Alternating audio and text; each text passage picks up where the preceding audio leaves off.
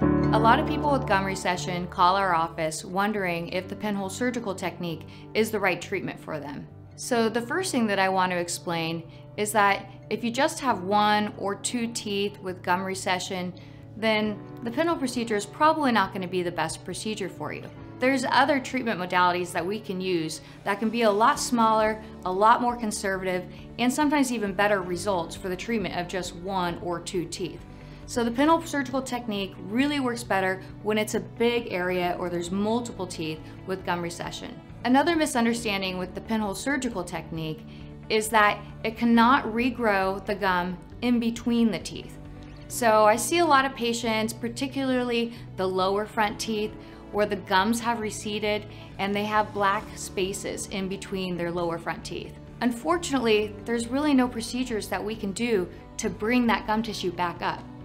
If it's a cosmetic concern for you, there can be some restorative options or maybe even orthodontic options that you can discuss with your regular dentist in order to fill those spaces. I see a lot of patients with severe gum recession on just 1 or 2 teeth, and they come asking about the pinhole procedure. I'm guessing that they've heard or read that the pinhole procedure doesn't involve needing to take gum tissue from another area of the mouth. And while that's true, oftentimes when there's just 1 tooth or just 2 teeth next to each other with really severe gum recession, usually that's because the gum in that area is so thin and delicate, it's too weak to be able to just move up. It really needs to be strengthened. And in order to do that, we do need to take some gum tissue from somewhere else. When we're able to use some gum tissue from behind the upper second molar, that's called the tuberosity area, where your wisdom tooth used to be, that gum tissue not only makes for really good graft material and just has really great results, but when we're able to take some gum tissue from that area, the healing is so unremarkable, most patients forget that we'd even done anything over there.